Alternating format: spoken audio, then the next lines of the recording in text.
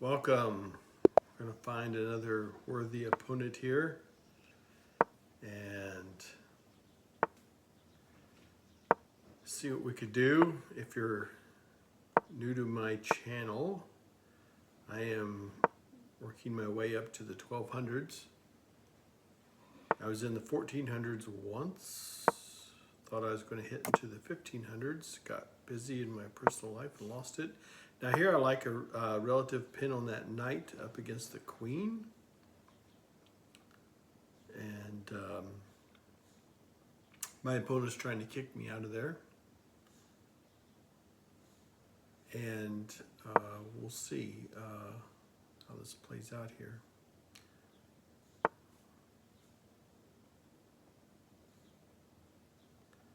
And now I want to respond in kind and kick the bishop out of there. I like the future idea of my knight going to d4 and really putting pressure on that knight up against the queen. Of course, that's a good response, I confess. The knight now defends the other knight, that they're working together. Key thing in chess is have your pieces work together, one piece by itself. Even the queen can't do much. Develop your minor pieces followed by your major pieces, all things being equal, is usually the good rule of thumb. And let's see.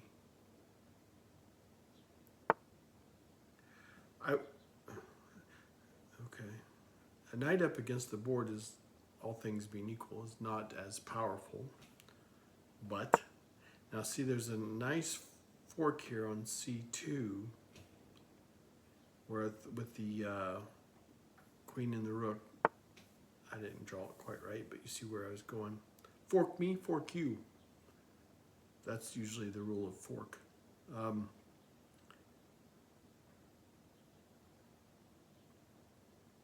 should probably concentrate more on my game instead of my big fat mouth.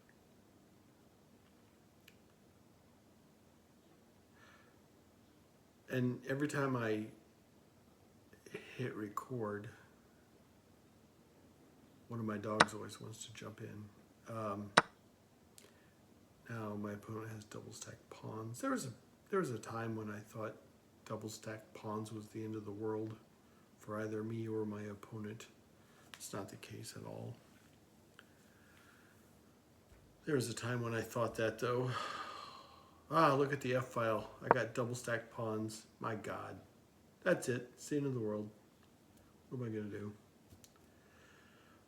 I'll tell you what I'm going to do. I'm going to try to control the center and develop my pieces. If there's an open file, I want to own it with a major piece. These are the things that I'm thinking. I like having my rook under my opponent's queen. I don't know exactly how it's going to play out, but when I don't see what else to do, having my rook under my opponent's queen is good. So we'll see. Now, like I was saying earlier, as soon as I hit record, my dogs come running. And in my automotive channel, which I've talked about a couple times, I put my dogs in the automotive channel from time to time. And I have said on many occasions that I'm going to put one of or all of my dogs, our dogs, my wife and I, our dogs, on my chess channel. I've said that before and never done it. However, this time when I say it, I'm sober.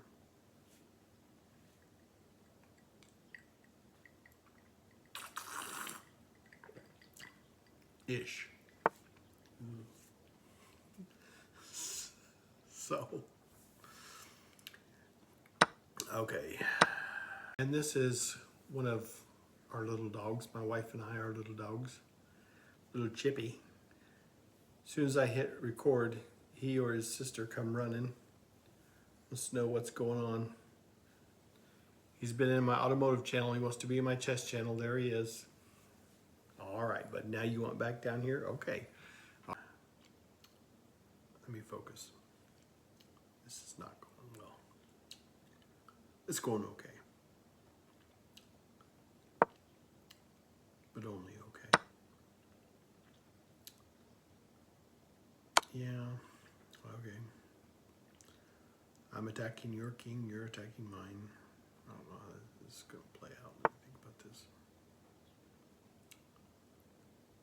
Yeah.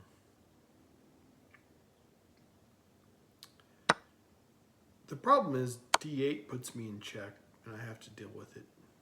I wish that was not the case, however. It is the case. All right. So it's pretty evened up. My opponent is has one more pawn than I do. But they have two double stacked, which is the end of the world. Absolutely.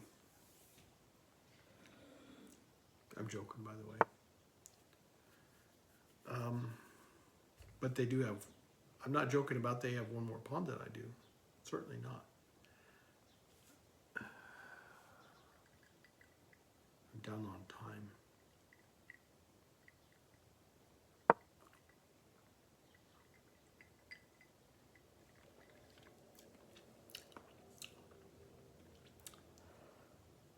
I have an idea.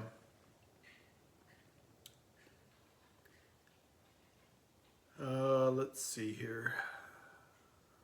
Bishop's under attack. Okay.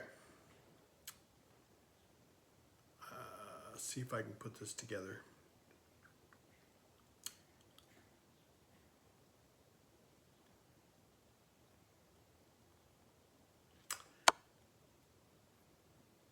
I see a smother mate happening here. Okay, got check, yeah.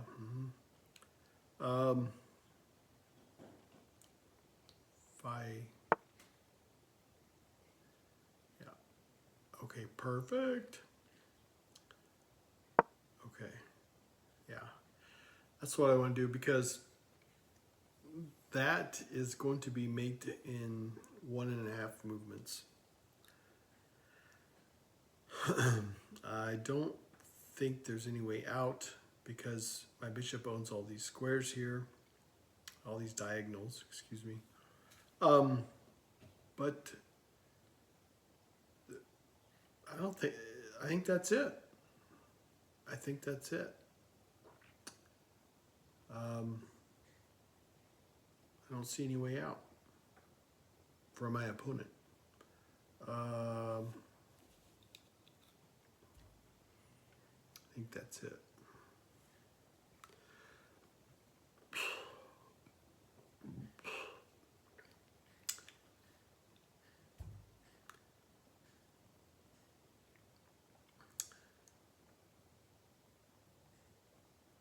Okay, so my opponent is stuck because my dark squared bishop owns these diagonals.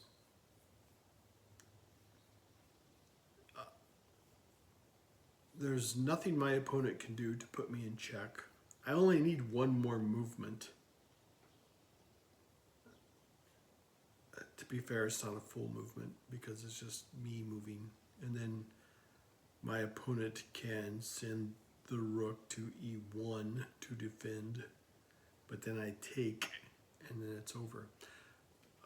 I think that's it, gang. I don't see any way out. I should have seen this earlier. I put it together. This, like I said, gang, I said pieces have to work together. That's the big takeaway from this video. Pieces have to work together. I said it earlier.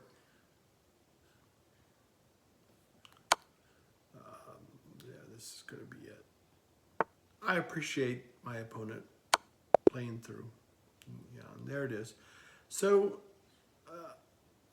it took me a while. It took, I'm a little disappointed. It took me I hope you hang around to the review. It took me a little longer than it should have to see that. But eventually I did put it together. Let's see how the computer said. Computer says, oh, I do want the review, sorry. Computer says I played at 80%. My opponent played at 70%, 69.7. Let's go through this because I felt like I was a little sloppy with some of the opening. Yeah, see, I thought about taking that knight. Yeah, okay, made some mistakes. I made some mistakes in this opening. Shouldn't have castled just yet. Okay, yeah, wow, okay. I thought that was a good move at the time. I did. Richter scale shaken up has me at 0.2, up 0.2, now 1.3. I missed this. I missed this in the game, you know. That was... How could I have missed that? I could have took that rook. Unless they wanted to sacrifice the queen, which I'd gladly take. I doubt at this level. 1186 is my opponent now after this game. Respectable ELO, in my opinion. It takes a lot of work, I think. I see these videos where these grandmasters are like, oh, well, you know, if you're not 2200, you're nothing, really. It takes a lot of work to get to 1100. Okay, good game. Computer says my opponent played at an 1100 and I played at a 1400. I don't feel like I quite deserve those marks. I made some mistakes, but however, I'll take it. It was a great game, a lot of fun.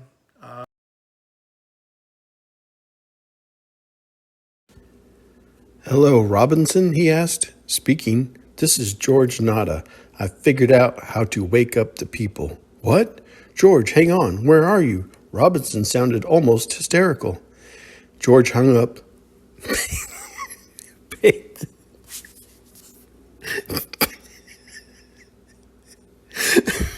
paid the excessive barb tab.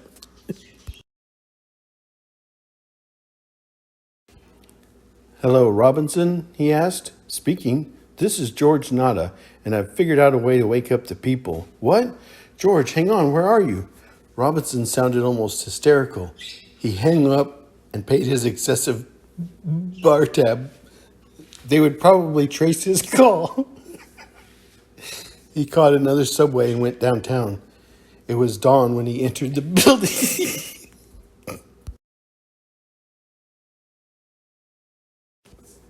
Hello, Robinson, he asked. Speaking. This is George Nada, and I've figured out how to wake up the people. What? George, hang on, where are you? Robinson sounded almost hysterical. He hung up and paid his excessive bar tab. They would probably trace his call.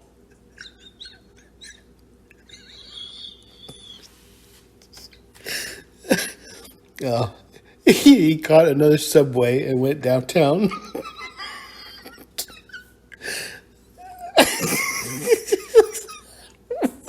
Why does it have to be excessive?